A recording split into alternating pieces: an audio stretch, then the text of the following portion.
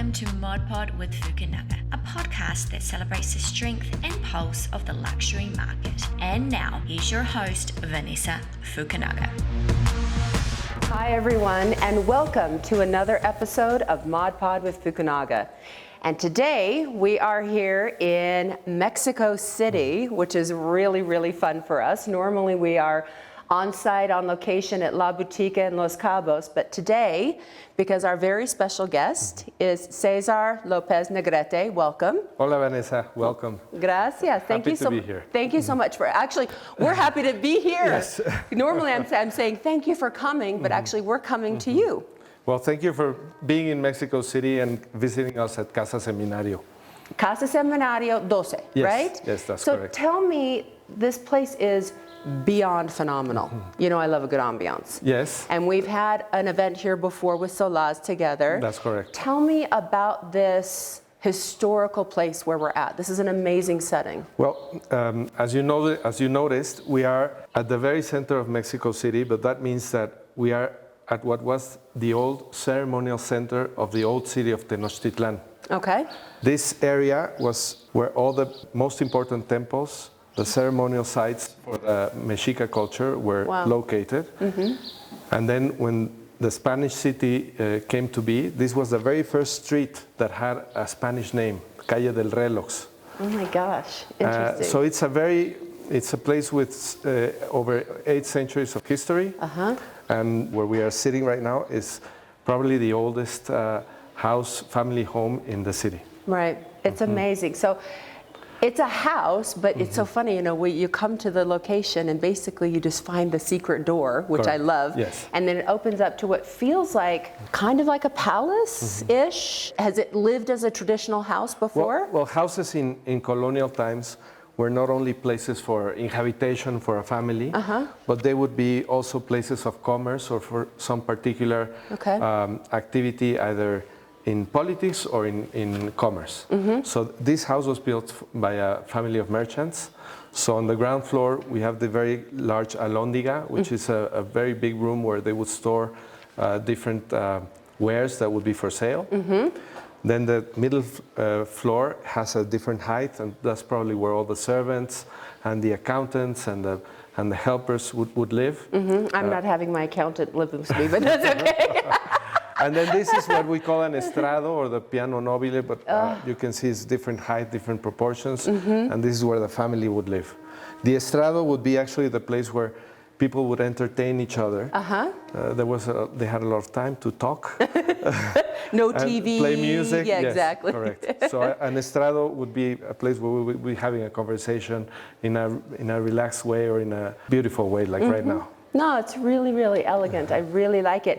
And we can hear some horns blowing and some noise outside. What are we listening to? Well, we have the organillero that is playing a very old musical instrument. We have the concheros that are blowing on the seashell, performing Aztec dances. And well, there's over 100,000 people that walk past the house on any given weekend. So it's always a place that's teeming with life. Live with life, yes, right? Yes. Tell me about how you're connected with this house. So this house was found by my mother. My mother was a prominent art restorer. She had a 4-decade-long career as an art restorer. Okay. And she was working on a collection in a museum nearby. And one day, as she went out for lunch, she saw a sign, and it read, "House for sale." This was in the late 80s. So the centro was pretty run down. The big earthquake of 1985 had brought down many buildings in this area. So she said, "What? But this is strange. Like, who has a house here? Who puts it up for sale? Like, normally we would think of this place as immutable." Right. Exactly. And so the next morning we're here after making an appointment through a telephone number on the door. And my mother always recalled this her first feeling when she peered through the door, and she said, I found it. What did you find? I found my next project. And it transformed the life of all of our family, because we started vacationing or spending the weekends in Centro And as they decided, as the restoration work started, we started working with the teams of carpenters and stonemasons, and there was a forge that was put here in place. So for over 4 years, there was a big restoration process going on, and that was the way my brother and I we were kind of assimilated this life of taking care of things and of bringing things back to life or returning splendor to things. So that was also my initiation in the art world, in a way. I'm looking out at our audience and I'm thinking the things that you say are so impactful. Like when you say returning the splendor. Yes. I mean, that it just breathes the level of appreciation that you have for history and architecture and of course art. Now, I didn't know your mom was an art restorer. Yes. She initially wanted to be a painter. Okay. So she traveled to the Academy of Beaux-Arts in Brussels. And when she arrived, I mean, we shared a studio for many years. We talked about this many times. She met an art restorer by the name of Messens and became an apprentice. And suddenly her view of art or herself as an artist was transformed. And she said that she felt a very strong vocation to take care of things. That's amazing. And throughout her life, we received many lessons. One of them, for example, was she said she would come here to speak with a cathedral. And one day I said, Mom, I want to come and see what you refer to when you say I come and I have a conversation with a cathedral. Yeah. Which is also the title of a very famous novel by Mario Vargas Llosa. And what she did was she would take a stroll inside the cathedral. The cathedral, she estimates that it has over 12,000 historical and artifacts on the walls. And every year she would choose one or two of them, and she would make a campaign in order to secure the funding, and she would gift her work, and for many years she restored artworks in the cathedral as her own personal project. Wow, just as out of passion. Yes, out of passion and out of using her eye to see which were the works that were either in a state of disrepair, but the most important to be rescued, to be preserved. Wow. So she used this house as her atelier, as her workshop for restoring these objects. And little by little, through spending time with her, accompanying her, getting all the smells through my nose and the colors through my eyes, I became involved in the art world, and it's been a very deep feeling inside of me, and that was a gift from that relationship. That's amazing. But you do, I mean, your art is everything from sculptures, painting, photography. Tell me about, I mean, obviously you've grown up with this and been immersed in it. What was your first artistic passion? Or was there? Well, I think telling stories. I think telling stories, because I think so too, by the way. It's like each one of the artworks that are hanging on these walls. People ask me like, oh, so this painting was already here, or how about that tapestry? I know, that's why I'm curious. And I have to remind people, no, this was an abandoned building, and prior to that, it had been a vecindad where 30 families had been squatting in the building. Oh my gosh. So there were no doors, there were no roofs in certain places, there were no floors. It was just, you had to stop and wonder, how did people actually manage to spend time here? Wow. So after the earthquake, they decided to leave. So each one of the artworks was also, has a story of being rescued. So either through finding it in a second-hand shop, or in an antiquities place, or just through trade with some of her restoration clients. But she chose each one for each space in the house, and she restored them also. That's amazing. And so that also became a learning process for me, and I realized that through art I could also tell certain stories. So my first show was or my first exhibition was a series of photographs of, I call them small creative acts, dealing with the here and now. I would take stones that I would go on walks, and I would take a stone as large as I could carry, and I would put them in equilibrium, and I would stand back and take a photograph. Okay. So these were like ephemeral sculptures, and that was a way of telling the story of each one of the places that I was visiting. And that's how I got into the sculpture medium. That is really interesting. That takes an eye. You know what I mean? It takes something like inside you. It's not like you're doing a setup for the sake of setup. It's like it comes from within. I think it's amazing that that came from your mom, but you know, even if you were around it, it's also a talent that you would have. You can only teach so much, right? But it has to, I think, be within you. Well, hopefully I have talent. You do, you do. And so these days, and this is another piece of your art. Yes. I mean, you've got all different kinds of pieces. Tell me a little bit about the one behind us. Well, as you can see, it is a depiction of arrows that seem to be dispersed in a chaotic pattern. But through my art, I strive to find relationships and connections between things, between beings, between people, between words.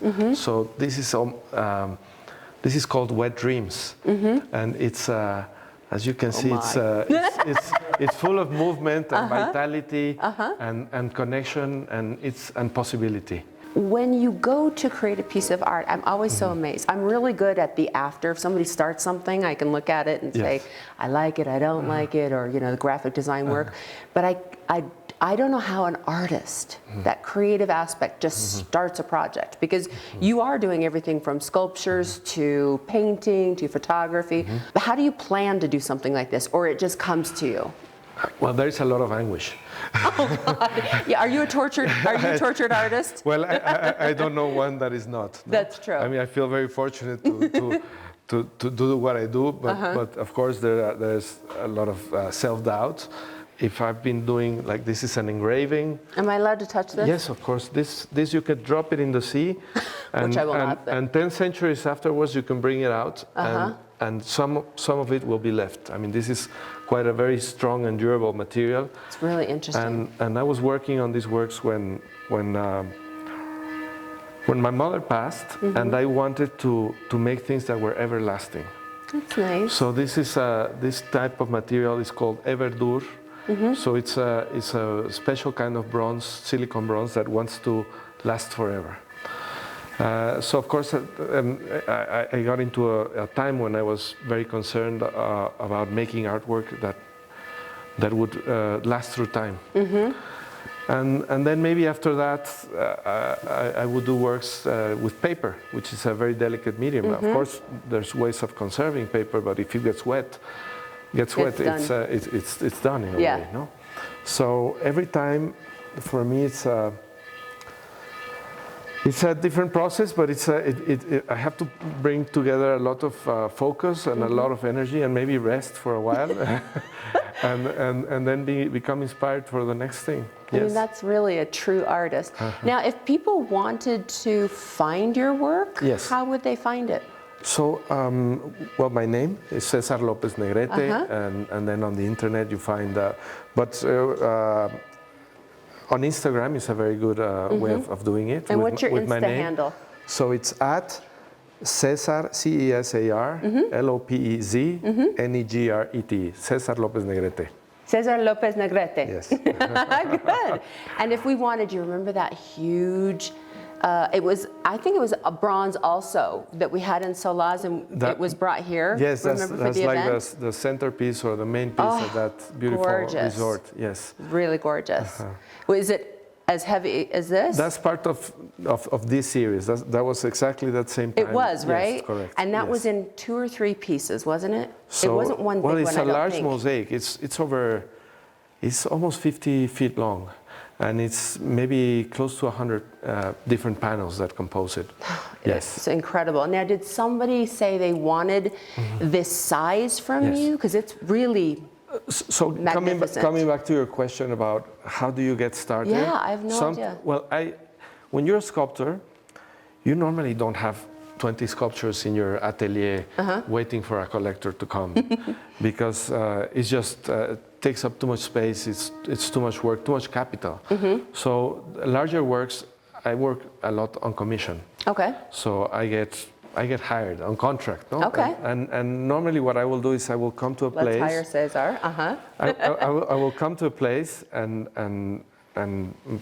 find out about dimensions and scale, but more so about what can be said about a particular context. Okay. And how can a work of mine or can impact a place, or can merge with a place, or can contrast. Like what is the of course there are different ways of or ways of action. But then when I'm commissioned, suddenly you have a deadline. and I have found that pressure is a place where I actually find myself comfortable. You like it? Yes, Okay. I like challenges. Like, how are we going to bring in a 10-meter tall structure into a small patio, no? Or even like working as an artist in Mexico City, you have access to all these beautiful workshops and crafts that are still alive. But then you have to displace things, so you have to think beforehand how you're going to assemble or disassemble or transport or make a crate for an artwork. So there's many like technical aspects that are really very that just are electrifying for me. That's great. I love to see your passion with that. What is this? Well, this is a game that my mother and I used to play. Okay. We would bring each other small mementos or things to remember, souvenirs from travels. Oh my gosh. This one is also very special because it's quite clean. As you can see, it has very few mineral impurities. And so I made a homage to the deity of Tezcatlipoca with these three mirrors. I have a word play. I call this Tezcatlipoca. So they are like divination mirrors because the reflection you get is not precise, it's not very accurate. So it makes you think, you know, it's not only visual, but it gives you intuition and other parts of your intelligence. How long have you been in Mexico City? Your whole life? So I was brought up in Mexico City, but I went away for university. In London, right? Yes, and then after 15 years, it didn't take me 15 years to finish university, but I lived in different parts in southern Mexico, in Oaxaca, in the Yucatan. I was a teacher in California for some time. Interesting. And then it's been 10 years that I've been in Mexico City, based in Mexico City. Yeah?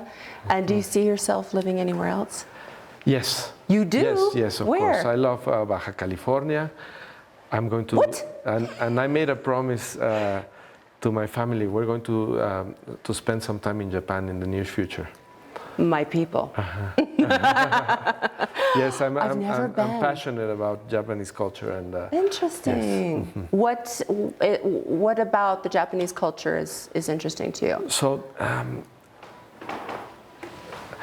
we all say that Japanese culture is a culture of perfectionism, but I think it's a culture of being conscious of the well-made.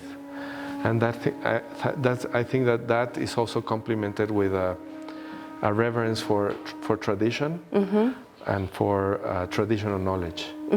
And so I derive many lessons from that I could apply to Mexican culture, what I would like to happen to Mexican culture, because we have such treasures.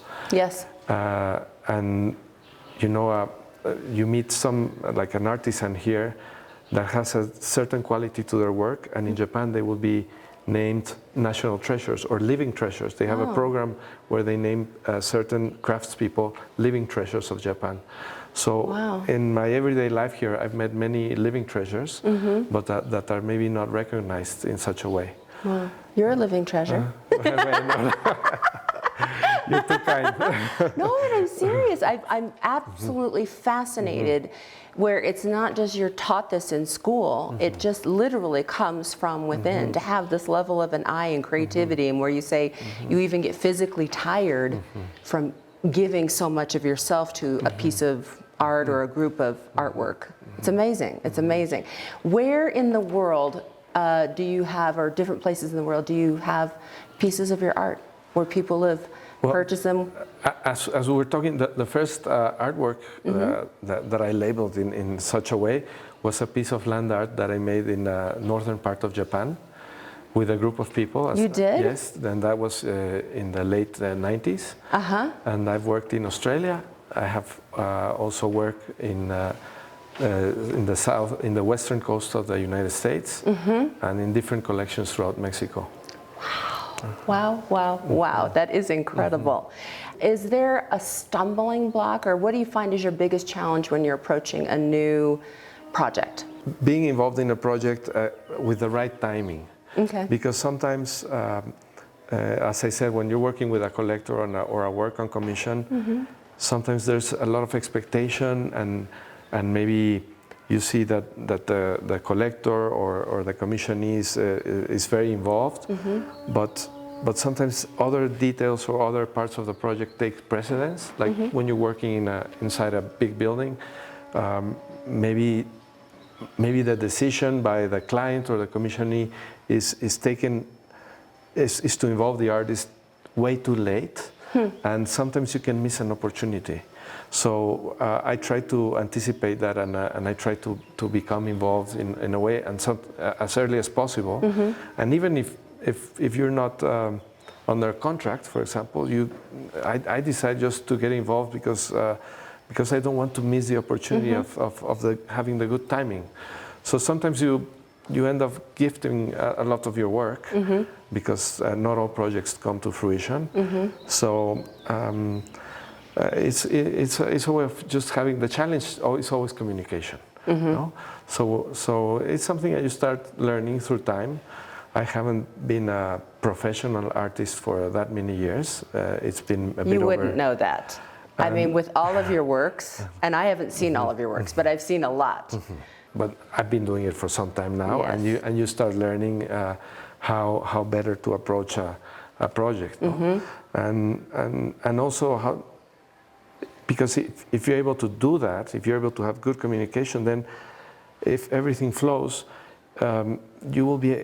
I mean, more time will be devoted to the creative part, and to the problem-solving part. So. Yeah, I would say that's one of the challenges, if not the main one. Yeah, and is there anything that you always have to have in one of your projects or piece of art? Like, I don't even see your name here. Is there like a secret code, or do you put your initials, Yes. or what can we let the viewers and listeners know? That's a very easy one for me. It is? What? Because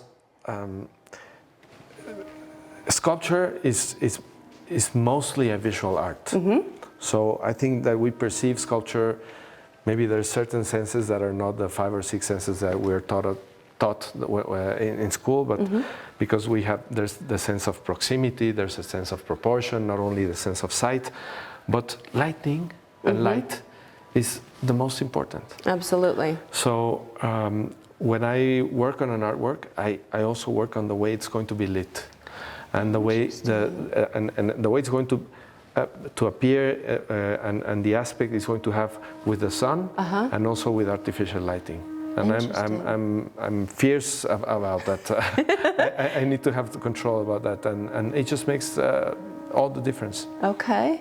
And where are you putting your name on it? So whether I sign the pieces or not. Because when I go to sell them after decades, yes. Well, I need to be able to say it's an original. Yes, normally pieces on metal, I make an engraving with a diamond point, but I only do it when I sell it or when it goes away.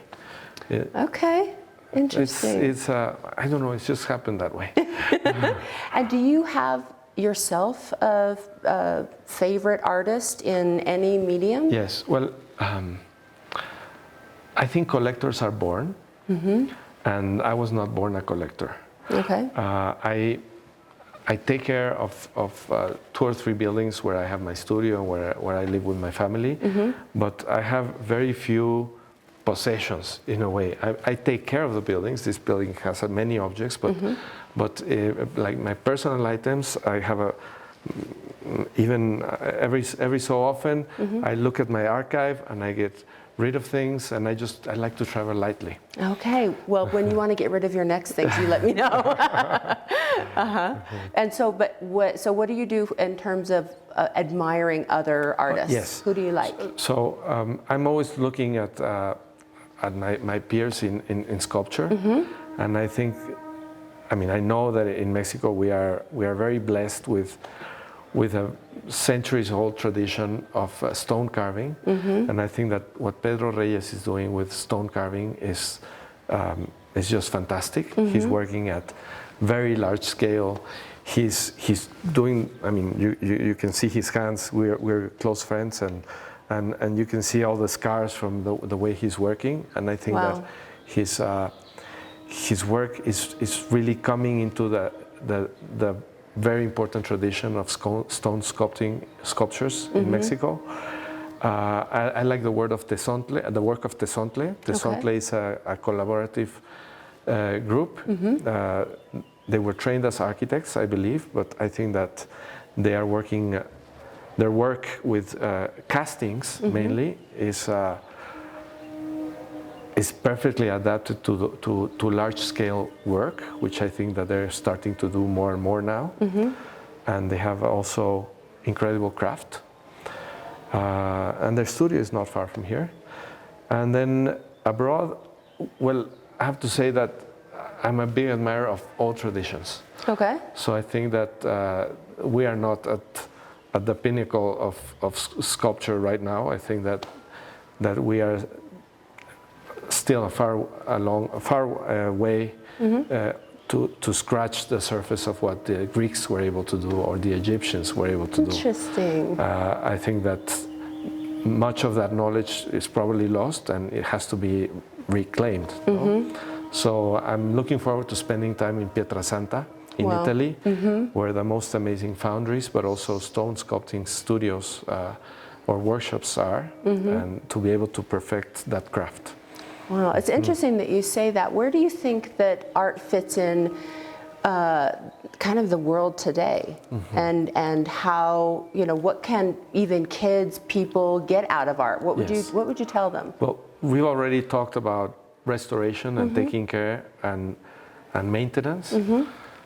Look around us, all these buildings that are still standing and that are treasures that people come from all over the world to witness them.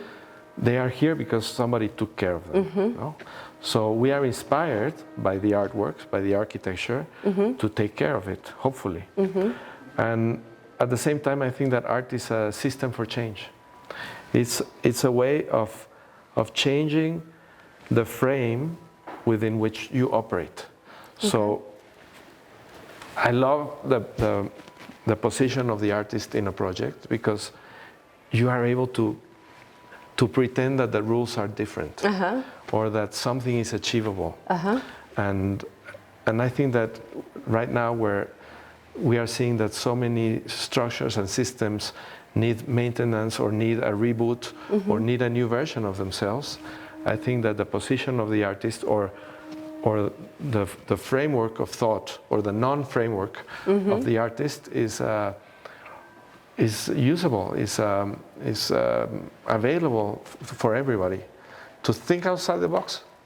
No, it's true, because when you actually take the time to look at a piece of art, you're not looking at your phone, you're not looking at the TV, you're literally kind of immersed in this moment, whether that's 5 seconds or 15 minutes of really looking and studying and absorbing a piece of art. Or look at what just happened with the Mona Lisa.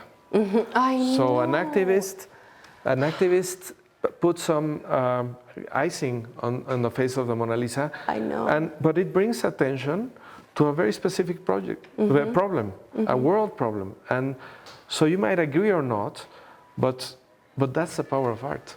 And it was art, because wasn't that interesting, if that's the right word, but interesting that the expression was done with a piece of art. Like, they needed to get out whatever message they wanted to get out, but they did it through art. It got everybody's attention. It did.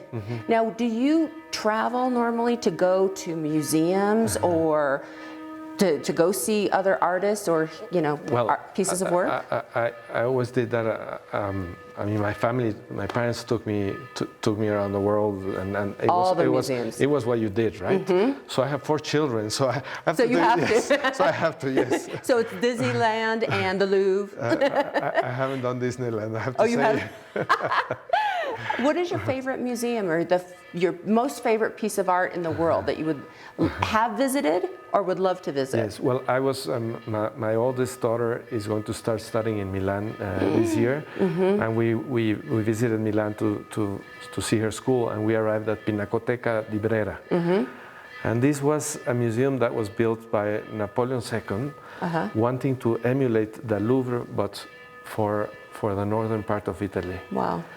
And just the way the museum is organized, the way the artwork is depicted, it's not an incredibly large collection. It's a visit you can do in 3 hours.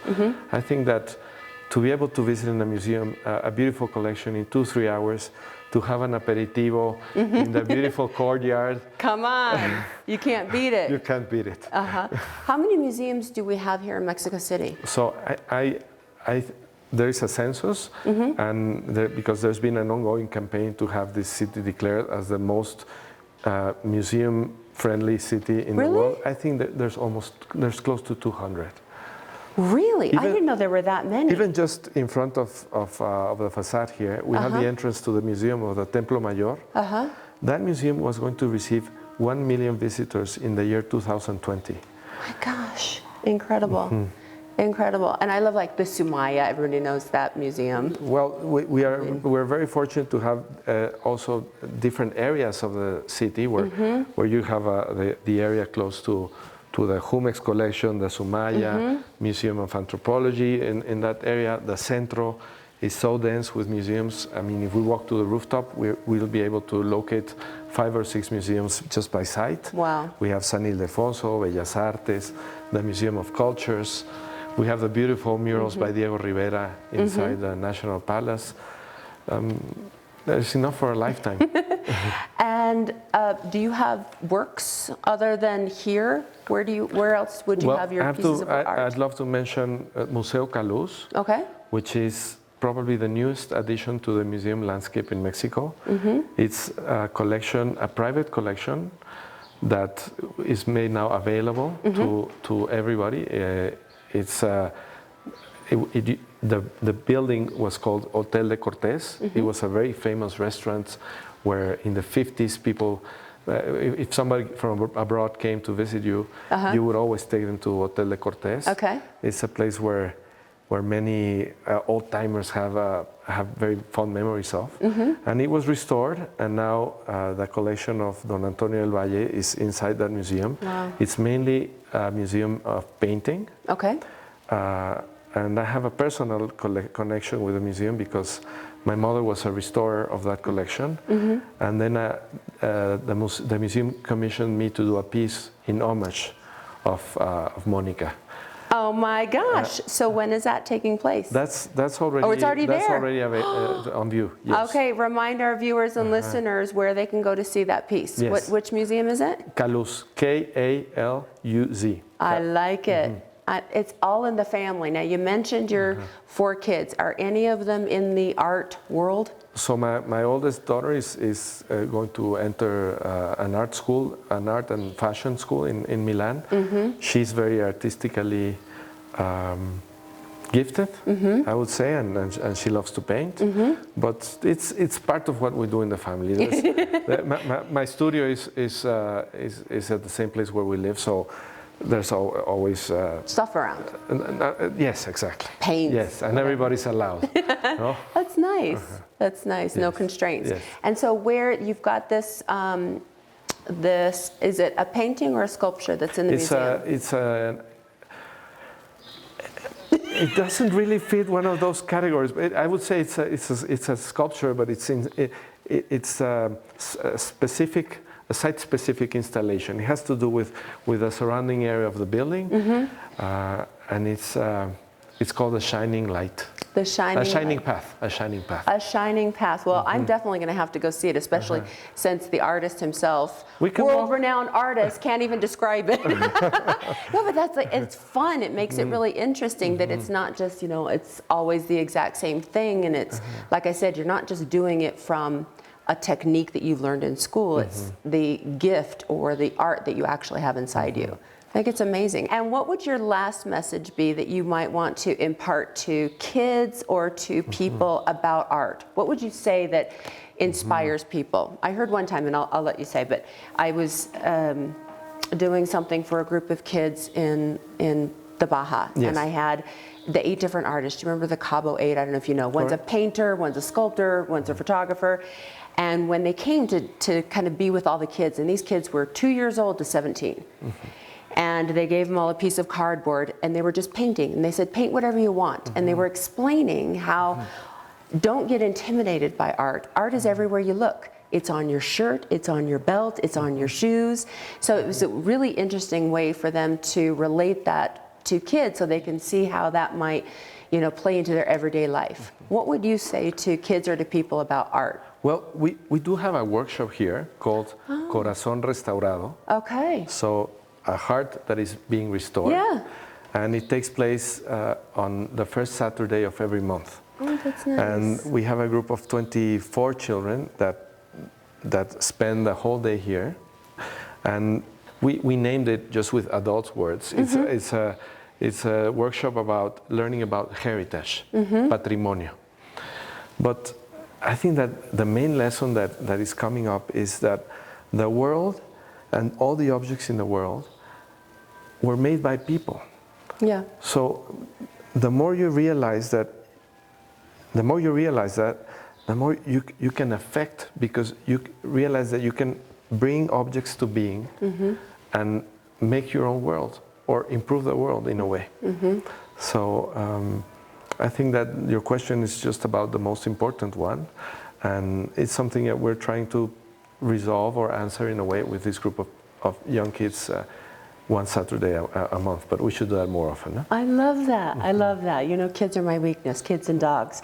César López Negrete, thank you so much for allowing us to come to your beautiful home. I think it's amazing, and we know each other already, but I didn't really know some of the things, you know, like about your mom and the history, and I'm just really, really impressed, and thank you so much for allowing us to be here, to come and see your artwork, and taking the time and hopefully inspiring kids and people out there to really enjoy art for whatever it is, right? To, you know, kind of take a message or learn about other people, and like you said, you can have the ability to kind of make your own way or make a change. It's been a pleasure. Thank you very much, Vanessa. You're a star. You're sweet. And best of luck for your podcast. Thank you so much. And thank you so much for joining us on Mod Pod with Fukunaga. You can find our podcast everywhere you find your favorite podcast. Thanks, everyone. Bye-bye. Thanks for listening to Mod Pod with Fukunaga. Follow the episodes on all major podcast platforms, including Apple, Spotify, Amazon, and many more.